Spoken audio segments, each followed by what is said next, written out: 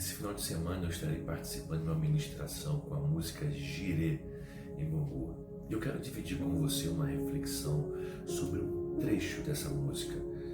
Há um trecho da música que diz assim: Jirê, és tudo para mim, me contentarei em qualquer situação, me contentarei em qualquer situação. Tu és Jirê, tu és tudo para mim. E eu lembro, quando eu ouvi isso, eu lembro de Filipenses 4. Ele disse assim, Paulo diz assim: alegro-me grandemente no Senhor, porque finalmente vocês renovaram seu interesse por mim. De fato, vocês já se interessavam, mas não tinham oportunidade de demonstrá-lo. Não estou dizendo isto porque seja necessário, pois aprendi a adaptar-me a qualquer circunstância. Sei o que é passar necessidade, sei o que é ter fartura. Aprendi o segredo de viver contente em toda e qualquer situação. Seja bem alimentado, seja com fome, tendo muito ou passando necessidade. E ele fala assim: tudo posso naquele que me fortalece. É lindo isso. Eu aprendi a viver contente, aprendi a viver o contentamento, diz Paulo. E aí eu penso na nossa vida, quando os nossos dias, os dias maus chegam, o nosso mundo encolhe, os nossos espaços encolhem, as nossas possibilidades de trânsito ficam limitados. Quando os dias maus chegam, a gente se sente confinado, de tudo, de todos. Em alguns casos é assim mesmo que ficamos, em casos de doenças, por exemplo. Mas eu tenho aprendido a viver de um jeito que o apóstolo Paulo chama de contente. Algumas vezes durante o dia eu recebo algumas mensagens de amigos, conhecidos, me perguntando: e aí, como é que você está? Como é que está a família? Está tudo bem? E eu sempre respondo: não, tudo é muita coisa. E olhando para Paulo, eu decidi que agora eu vivo contente. Decidi que eu vou viver contente. E eu decidi a aprender a viver contente. Eu decidi aprender a buscar, a compreender profundamente o segredo do contentamento. Você sabia que você pode e deve decidir como viver? Você pode e deve escolher como reagir à vida. Você pode e deve escolher como reagir a responder à existência. Isto é sagrado para Deus, para a gente, de Deus para a gente, algo de Deus para a gente. Deus, Ele nos deu a prerrogativa de respondermos à vida. É Viktor Frankl que me ensinou bastante sobre isso quando ele disse: viva como se você estivesse vivendo pela segunda vez e tivesse feito pela primeira vez algo que você se arrependeu. Ou como se pela primeira vez você estivesse dado uma resposta que não era a melhor resposta. Isto é, como esta que você está prestes a dar agora fosse a melhor resposta.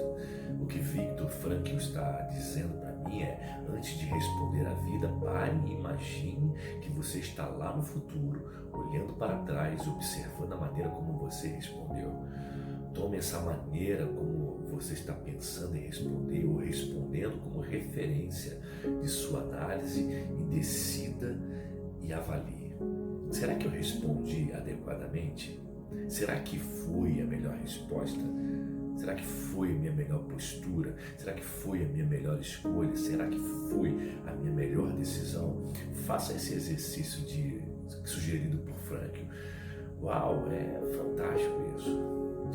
Olhe lá da frente para o seu passado atual ou atual presente, escolha.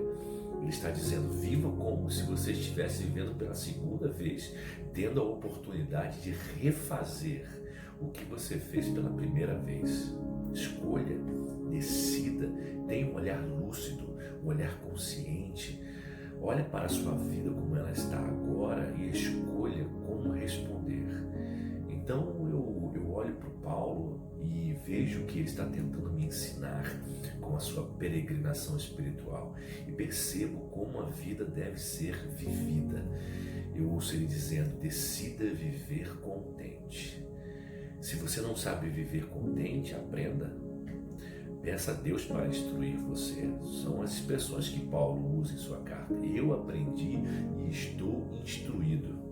Ele fala como se tivesse sido iniciado em um segredo, o segredo do contentamento. Então eu decidi e quero viver contente, quero ser contente. Eu quero poder dizer às pessoas, eu estou contente, eu decidi viver contente.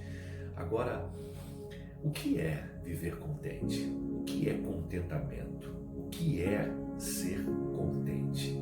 Bem, de acordo com as Sagradas Escrituras, de acordo com a carta de Paulo e com Paulo, contente significa pelo menos 3 coisas. Contente tem pelo menos 3 significados. Primeiro, contente é a pessoa independente, porém não indiferente. A expressão que Paulo usa aqui é autarquia, de onde vem a autarquia, é a ideia de uma pessoa que é autossuficiente.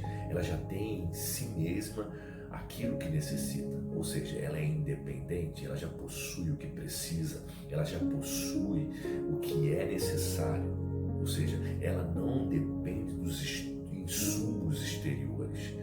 Essa é uma ideia dos gregos, especialmente dos estoicos. Ela não só é uma pessoa que não depende das coisas que vêm de fora, mas também não deixa se abalar com o que vem de fora. Os estoicos vão falar que você deve viver de um jeito onde as circunstâncias não abalem você. Você você perdeu um objeto que gostava de estimação, não se importe. Seu pet morreu, não se importe. Se o seu filho morreu, não se importe. Ao ponto de que se você estiver sofrendo, não se importe. Essa visão grega é uma visão que leva à indiferença, mas não é isso que Paulo está dizendo. Mas também não é isso que eu tenho em mim, de que tudo que eu preciso já possuo. Isso é mais uma autoajuda do que a Bíblia Sagrada. Nós, seres humanos, nós não temos todos os recursos de que já precisamos. Nós não temos em nós mesmos todas as possibilidades de suprimento de todas as nossas necessidades. O sentimento de contentamento de Paulo aqui é no sentido de independência, mas não de indiferença. Uma independência em relação às circunstâncias e às situações, mas jamais em relação a Deus, pois ele disse: eu sou contente, pois tudo posso naquele que me fortalece. Isso é, a minha potência vem de fora de mim, vem da minha experiência com Deus. Eu não tenho recursos em mim mesmo. O que ele está dizendo é: eu aprendi o segredo do contentamento. Já sei e fui instruído a viver com fartura e a passar necessidade. Isso é, eu tenho uma independência em relação às circunstâncias, mas não tenho independência em relação a Deus. Mais do que isso, ele não é independente das circunstâncias, porque ele escreve aos Coríntios dizendo: eu vivo com temores por fora e angústia por dentro. Quem não se entristece, que eu também não me entristeça. Quem não se enfraquece, que eu também não me enfraqueça. É ele, Paulo, que nos instrui a nos alegrarmos com quem se alegra e a chorar com aqueles que também choram.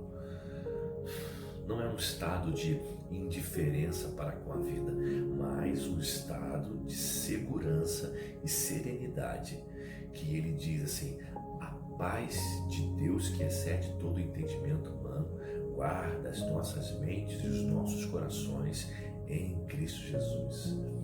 Você sabe qual é a diferença entre termômetro e termostato? O termômetro, ele absorve e ele se absorve, e ele se acomoda à temperatura ambiente. Se está quente, ele se adequa. Se está frio, o termômetro também se adequa. O termômetro existe não como para regular a temperatura ambiente, ele existe para medir, para identificar com a temperatura que está naquele ambiente. O termostato não. O termostato, ele é um instrumento que a gente regula a temperatura ambiente. Ele altera a temperatura ambiente. Ele está seguro na temperatura que você estabelece. eu penso que o contentamento é essa postura de termostato na vida. O que Paulo está dizendo é que eu não sou jogado de um lado para o outro de acordo com o temperamento, com a temperatura do ambiente. Eu tenho estabilidade que eu encontro em Deus e eu consigo me postar na vida sem sofrer abalos das tragédias. O que Paulo está dizendo é que eu não me encanto com os dias de fartura, eu não fico anestesiado, eu não perco a lucidez quando tudo vai bem, mas eu também não me desespero quando tudo vai mal. Eu tenho uma estabilidade, isto é uma experiência humana extraordinária que o apóstolo Paulo chama de contentamento. Contente é aquela pessoa que está estável na vida, estável na sua experiência com Deus e, portanto, ela não é determinada pelos fatores externos. A sua identidade continua a mesma, o seu caráter continua o mesmo. Não é uma pessoa volúvel, não é uma pessoa que reage às circunstâncias, é uma pessoa que decide como responder às circunstâncias. Isso é maravilhoso. O segundo significado de contentamento é satisfeito. Isso, satisfeito. O que é contente? Contente é satisfeito. Paulo fala a Timóteo, a piedade com contentamento é muito proveitosa. Ele disse, tendo o que comer e o que vestir, estejamos com isso contentes, pois aquele que desejam ficar ricos acabam se envolvendo com muitas complicações e acabam trazendo para si muito sofrimento, porque o amor ao dinheiro é a raiz de todos os males. Ele diz assim, tendo que comer e tendo que vestir, estejamos com isso contentes, porque nada trouxemos para o mundo e nada levaremos quando sairmos daqui. Quando eu leio isso, estejamos contentes, pois tendo que comer e o que vestir, nossa, isso é complicado, mas eu lembro de Jesus dizendo, não andem ansiosos quanto à vida de vocês, quanto ao que comer, quanto ao que beber, quanto ao que vestir. Olha os pássaros, olha os lírios do campo, Deus veste as flores e as veste com beleza singular. Nem Salomão se vestiu tão bem como as flores do campo que Deus as veste. Então comer e o vestir é uma expressão bíblica que fala do básico e do essencial. É uma das coisas que o sofrimento traz, que o contentamento traz, perdão. Uma das coisas que as tribulações trazem para nós é essa oportunidade da redescoberta dos essenciais. O sofrimento dissolve o supérfluo. O sofrimento torna uma ofensa ao supérfluo. Imagina, por exemplo, uma guerra da Ucrânia, alguém reclamando que caiu o sinal do Netflix. Imagina numa guerra, uma pessoa reclamando que não pode ir ao teatro ouvir a sua peça. Imagina numa guerra, corpos sendo empilhados nas ruas e pessoas reclamando que não tem energia elétrica para aquecer a água do seu banho. Imagina em tempo de guerra, com uma cidade abalada e destruída, pessoas nas ruas perdidas, com suas crianças perdidas, tentando saber se elas estão bem ou mortas. Alguém dizendo, espera um pouco, deixa eu pentear o meu cabelo, não quero que as pessoas me vejam assim. Então essa expressão do Paulo, tendo que comer e tendo que vestir, contente é a pessoa que possui a profunda consciência dos essenciais. E esse tempo que parece, esse tempo de dificuldade, de tribulação, que parece que vai se prolongar e cujos contornos de dinâmica ainda não estão bem definidos, parece que vão exigir da gente, da nossa parte, grandeza de espírito, de alma, para resgatarmos e redescobrirmos os essenciais da nossa existência. Portanto, os valores e as virtudes e os nossos conteúdos espirituais interiores, em detrimento das coisas que criam em nossa volta um conforto ilusório, porque é na falta que nós vamos descobrir a suficiência que nós temos da experiência, da nossa experiência com Deus. Ser contente é saber o que é essencial. Contente vem de conteúdo. Contente é aquele que desenvolveu suas riquezas subjetivas, que desenvolveu a experiência do sublime, não é mediado pelo mundo das coisas. Eu estou contente, eu decidi viver assim e aprendendo a viver o segredo do contentamento. Eu decidi pedir a Deus a me ensinar a realmente a viver, a discernir em um mundo muito poluído de distrações daquilo que realmente importa. Então, contente é aquela pessoa que tem aquela estabilidade, mas não é indiferente às circunstâncias, porque a sua estabilidade e sua potência vem de Deus. É aquela pessoa que está satisfeita, porque está conectada à profundidade do essencial e viu a dissolução do supérfluo da sua vida. 3. Contente é a pessoa que é capaz de dar a resposta certa para a vida. Contente não é viver alegre o tempo todo. Contente é diferente de alegre. A gente tem uma compreensão de contente em Filipenses como se Paulo estivesse nos orientando a ter constantemente um estado de alegria, de júbilo, de emoção positiva. Mas não é isso que ele está falando. Contente é a capacidade de perceber o ambiente, perceber a temperatura que baixou e fazer subir a temperatura, perceber a temperatura que subiu e fazer descer a temperatura. É fazer interagir com o ambiente, percebendo as temperaturas que existem e reagindo à temperatura do ambiente, promovendo mudanças nessa mesma temperatura. Uma pessoa que tem sempre o mesmo estado emocional o tempo todo, ela não tem saúde, ela está doente, ela é uma pessoa enferma. Na psicologia, na linguagem, na teoria da saúde psíquica, eles chamam isso de desassociação, um quadro desassociativo. Uma pessoa que na hora de chorar ela ri, uma pessoa que tem tudo para estar celebrando, mas ela está triste, ela está desassociada da realidade, ela não consegue responder. Infelizmente, a nossa tradição religiosa, nós aprendemos que nós temos que estar bem o tempo todo. Nós temos que orar, porque quem tem fé ora, quem tem fé não chora. Nós temos que estar sempre alegres, pois a alegria do Senhor é nossa força.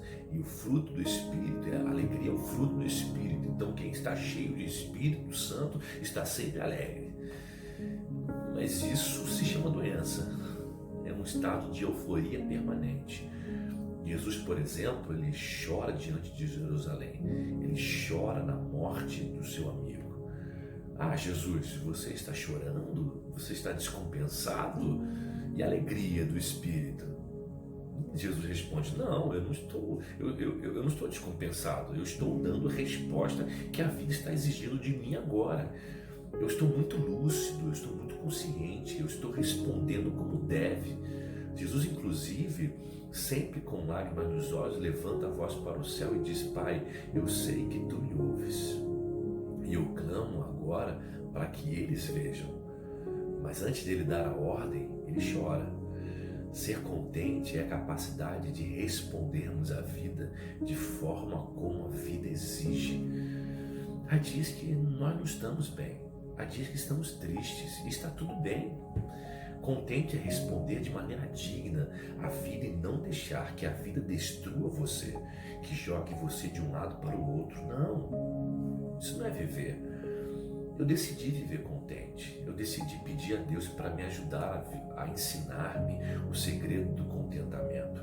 E eu quero ser inteiro, eu quero ser íntegro, eu quero aprender a discernir os essenciais da minha vida, viver sem murmuração, aprender os segredos da gratidão, aprender aquilo que realmente importa.